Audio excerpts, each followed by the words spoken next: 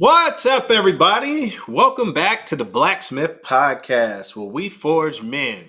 I'm your host, Will B., and I'm excited for you to join me today. We are going to be going over our new series, The Basics. And let me move my mic a little closer here. Here we go. All right, so The Basics is where we're going to be talking about hard skills. That was last week. If you haven't caught that episode, you might want to go watch that one first. Today, we're going to be talking about soft skills, but we're also going to be talking about budgeting, paying yourself first, credit, investment, and time management. Now, what do I mean by the basics? Well, I mean everything a man must have together in order to say he's got his stuff in order. So these are basic things, right? A hard skill, an example of that we talked about last week was degree, certifications, and trades, like going to Job Corps, becoming an electrician, plumber, things of that nature, right? All right, so to jump right in it today, we're talking about soft skills. You already see it up here on my screen. Let's go through this. So, a soft skill is personal attributes that enable someone to interact effectively and harmoniously with other people. And what does that mean in layman's terms? It's actually really like personal development, right? That could help you out in a professional setting, basically. That's how I would say it. Now, let's give some examples of these soft skills. Sorry, I got the two screen system going on over here. All right, so communication. Now, communication, it should be simple, Simon, but let me adjust this camera. All right, here we go. It should be simple, Simon, why communication is important. But let's read this because this is very telling. The ability to clearly and concisely articulate ideas which can help collaboration, negotiation, and presentation. Now, I want you to pay close attention to the fact that it said clearly and concisely articulate ideas, because communication is an art, and it is a lost art, and it is because people have lost the ability to do exactly that, right? People say a lot of words, but they do not articulate their points and ideas effectively. So what do I mean? You communicating with me is only as good as I'm receiving it. If you said a bunch of words that I did not understand, then that wasn't effective communication, because you have to know your audience. If you are the communicator, you have to know your audience. And if that audience is confused about what you're talking about, you are not an effective communicator. They don't get the rap for not understanding you. You get the rap for not communicating clearly, because you're the communicator, you're the sender, they're the receiver. So you have to send in a way that they will receive properly, right? Um, and that's a problem in today's world. People don't think they're responsible for their lack thereof of articulation. But yes, you are. Because if you just spoke to people and they walked away and had no clue what you meant, your fault. All right. And so, time management, we'll go over that one now. Look, time management, I'm gonna tell you right now, time management starts with punctuality. So showing up on time, that shows them. Here's something that people don't think about. If you're late to your interview, I don't want you. Point blank. Period. You couldn't show up on time in order to get the job. Does that tell me how your performance is going to be once you get the job? It might have nothing to do with it, but it absolutely, people are people. They're going to take that to heart and say, this person's not going to show up on time. First impressions are everything, folks. So, time management, it's not just the ability to prioritize and complete tasks on time.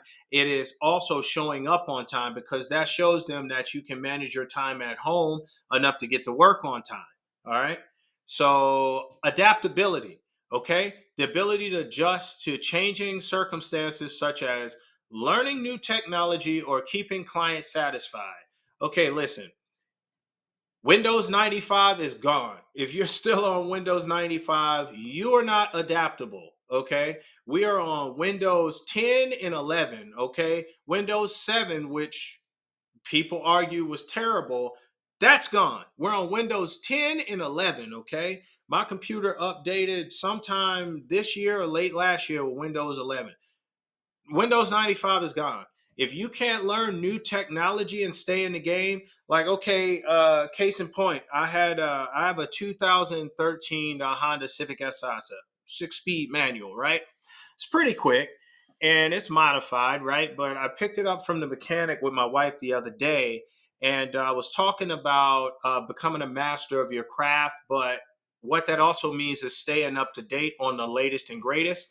And we came there in a Model 3 to pick up the Civic, right?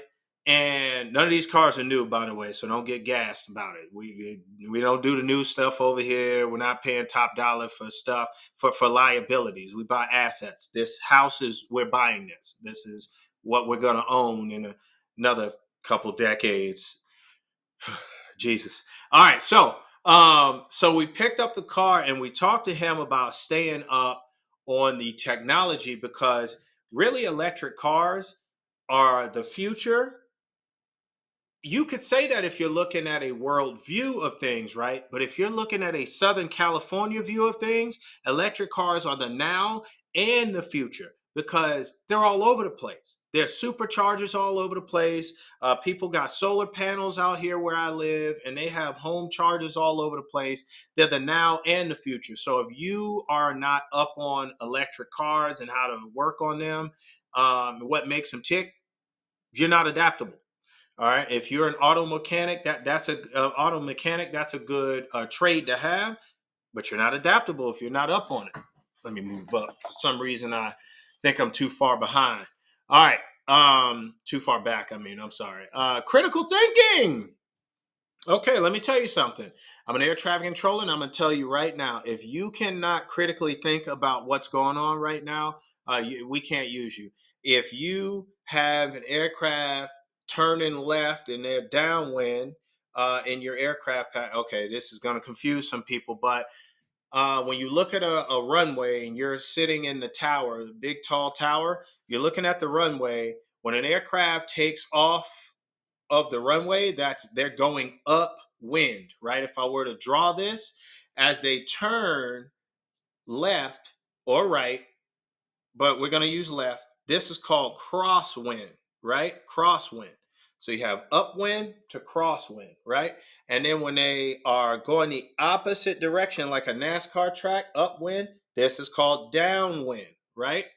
And then when they turn to come back to the runway, that's called turning base, right? So if you have an aircraft downwind on the opposite side of upwind taking off on the runway, right, and you have an aircraft coming to you from the south and they're only 5 miles south, and your downwind is 2 miles south, that means they're 3 miles from your aircraft in the downwind. Which aircraft is going first to the runway? You have to be able to critically think about who's going first and sequence those guys. And I know that's pretty like technical, but critical thinking. It could be anything. It could be a project you're working on and you need it in 30 minutes. You have to be able to do that, right?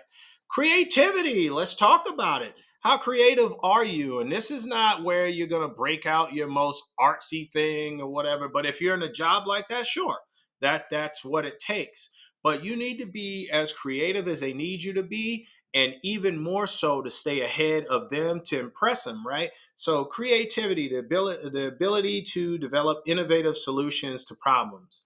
Um, if you're the person that sits there and is like, there's a problem, and that's all you talk about, and you can't come up with solutions, they don't want you. That's also called problem solving, which I see is actually on the bottom. Sorry, I keep looking this way because I have a screen up, and that's the screen that's on. My camera's in the middle, and the left screen's over here. So it would be even worse if I did this. But anyway, problem solving. So the ability to interact effectively with others in the workplace. Realistically, creativity is what problem solving really is, but this is the definition that's here. So we'll deal with that. The ability to interact effectively with others in the workplace, that's also called teamwork, right? But teamwork has a different definition: the ability to work well with others and communicate effectively. I would say teamwork's definition is correct, but just look at what these skills are, right? These are hard, these are soft skills.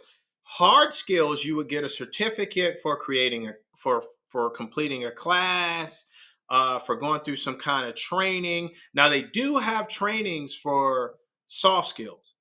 You do need to work on these, but these are not something that you're going to get a certificate for, a degree for. This is not a trade. You're not moving from a novice communicator to a journeyman to a master communicator on paper. But you need to move from, if you are a novice, you need to move to journeyman and master communicator right away. These, in layman's terms, are called people skills. These are called personal development skills. This is stuff you should have anyway. To survive in any world, you need to be adaptable. When we lived in teepees and huts and out in the open, you needed to be adaptable to whatever kind of animal was around you, the surroundings. If when it snowed, how are you going to protect the village versus when it was hot? You had to be adaptable to a new kind of spear or boomerang or whatever you created. You got to adapt and change with the times. We are not on black and white TVs anymore. We're on 4K TVs. So these are things you need in life anyway. Okay, so we defined what soft skills were. We went through some examples. Now let's look at a job announcement. Now I use usajobs.gov. I'm not affiliated with them. They're not paying me. That doesn't mean I wouldn't welcome it. You're just not going to take control of the show. But usajobs.gov, okay? What just happened over here? What? Okay, there we go. All right, so usajobs.gov. Now, this is a job announcement, right? And if we scroll through here, it tells you the duties. Now, this is an air traffic controller, right? Air traffic control specialist. Look at the money they earn. All right, guys.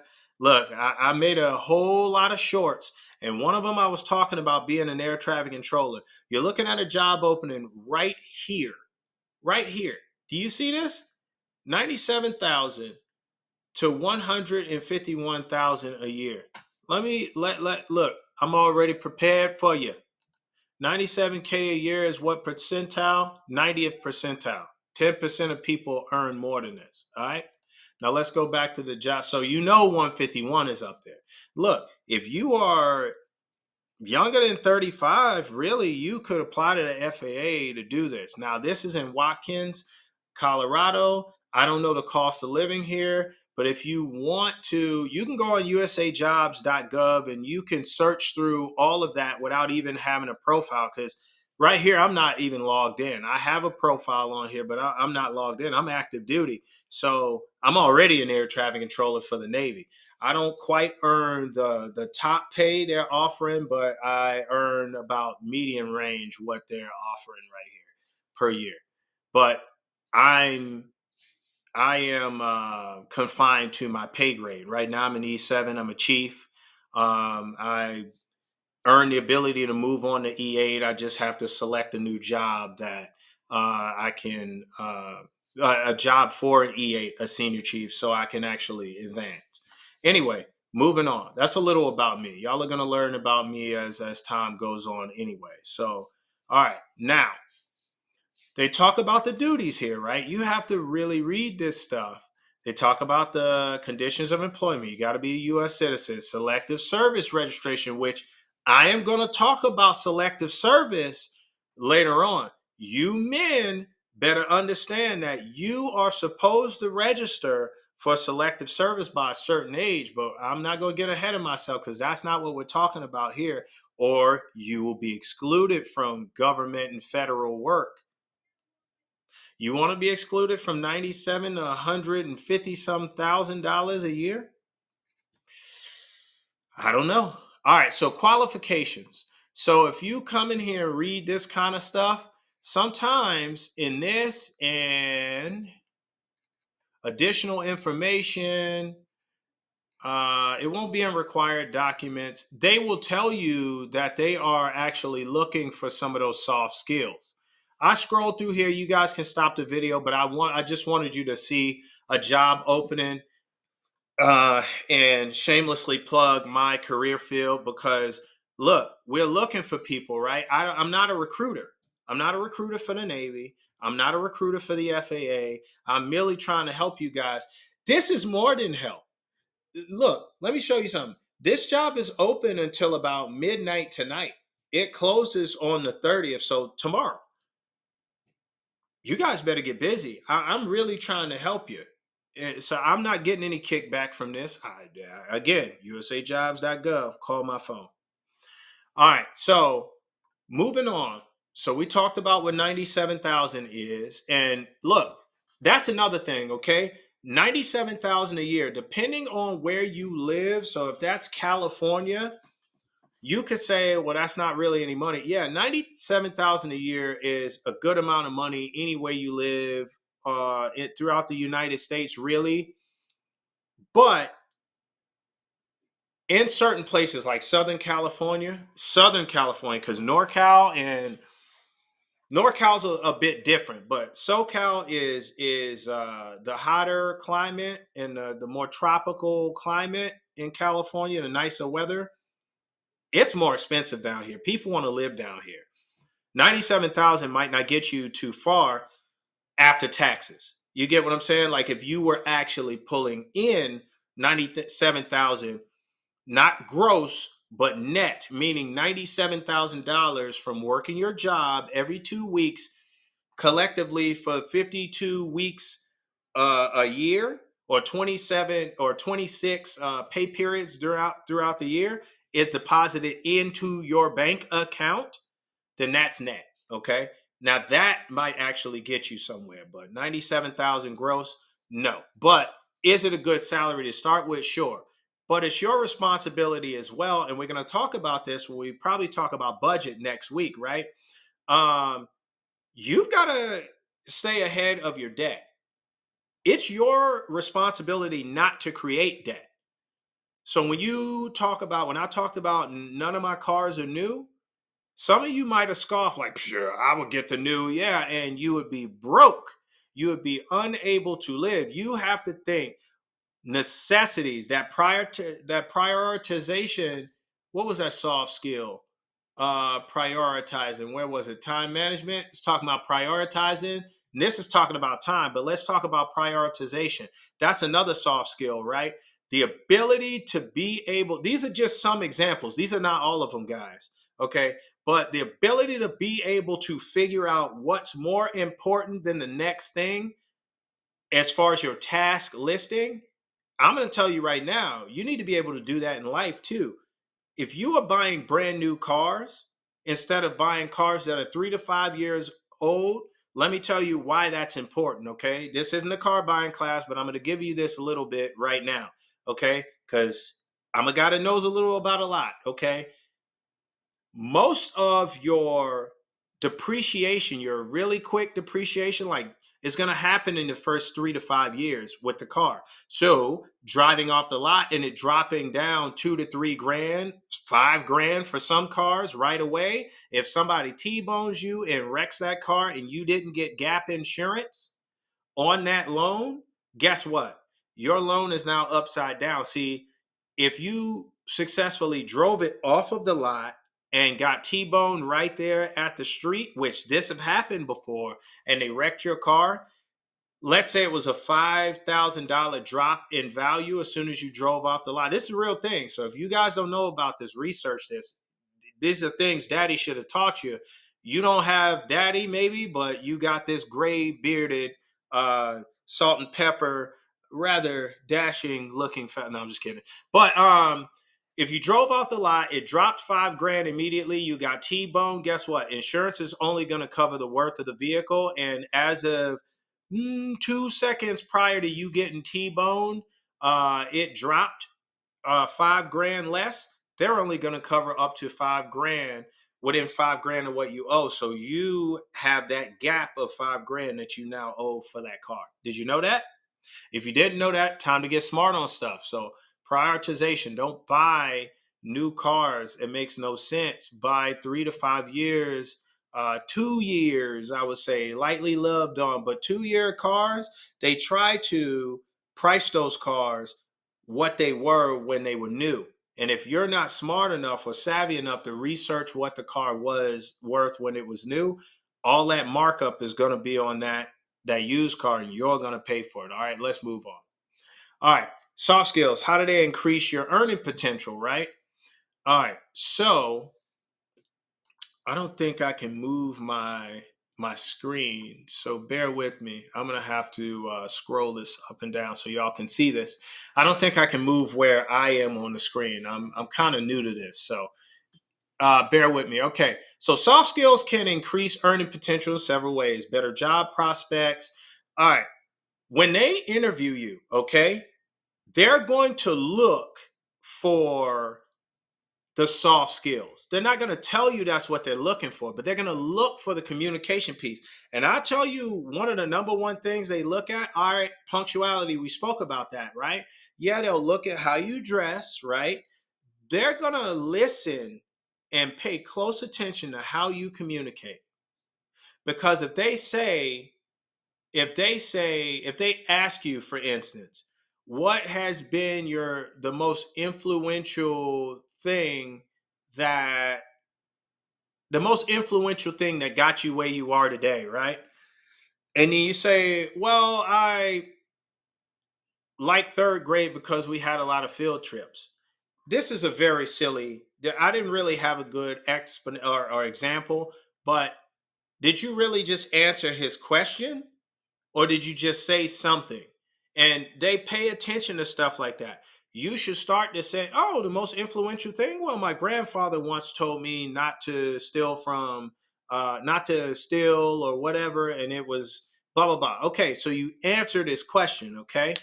That's what they look for. People just like to talk sometimes, and they don't. I have to teach or she's 11 today. I have to teach my 11-year-old, you just talked a whole bunch, but you didn't answer my question. What was the question? And when you ask her this, she's like, I don't know. You know why she doesn't know? Because she just wants to talk. All right. So don't do that. They will look for that. So better job prospects, right? When the interview happens, you'll have a higher chance of getting hired because they can check all these soft skills off and say, this person will be a good fit for my company. And that's really what you should be aiming to tell them, right? When you interview. We'll go over interview skills later, but higher raises. Look at that. If you work well with others, you will be likely to earn a raise. You know what? You don't have to sing your own praises when you're that dude, when you're that guy that can influence or inspire teamwork out of everybody. You raise the morale of the office, you talk to people, you get to know people, you bring that camaraderie. The bosses will notice because they'll hear around the water jug or in the break room.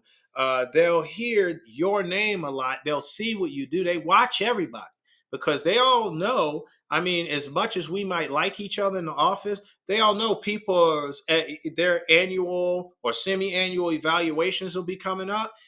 And what are people going to want? They're going to want raises. And they need a reason to say, nah, you don't work well with others. We can't give you a raise at this time. You get what I'm saying?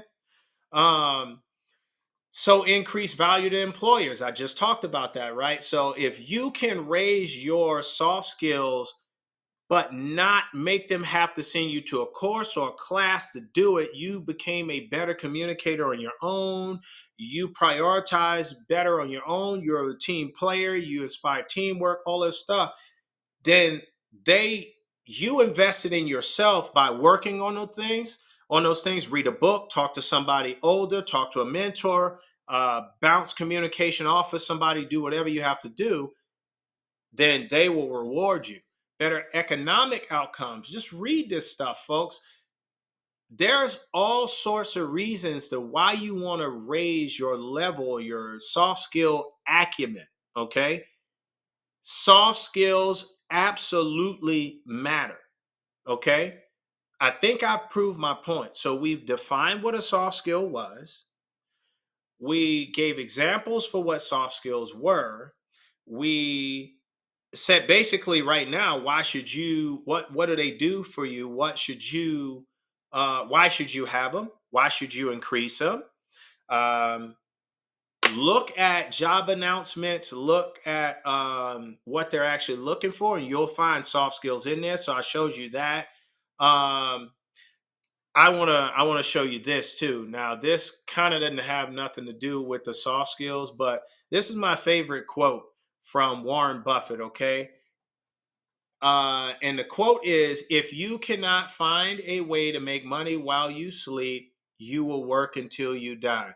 Remember that, folks. Soft skills help in not working until you die, because this will help you promote up the executive ladder, or it will help you work somewhere for a few years and take all those skills and that experience and apply to get a job somewhere else, a higher position and stuff.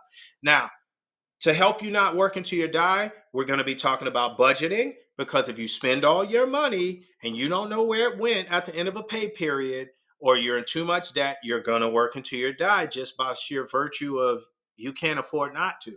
We're going to talk about paying yourself first, so saving, right? We're going to talk and retirement. We're going to talk about credit, investments, and time management on the next ones that we're going to cover, and that's going to help you not work until you die. I also made a video about REITs, okay, real estate investment trusts that pay very, very high dividends. Okay, now I'm going to cover that on the investments, but I already made that video. Go check that out. Guys, it's been real. It's been real great. Thank you for tuning in. This is the Blacksmith Podcast. I'm your host, Will B. Yes, I'm active duty Navy. I'm a chief in the Navy. The scale goes E1 to E9. I'm at the E7 level. You'll get to know me a lot more. I'll be making more videos. Next week, we're going to talk about budgets. You're not going to want to miss that video. I will see you next time.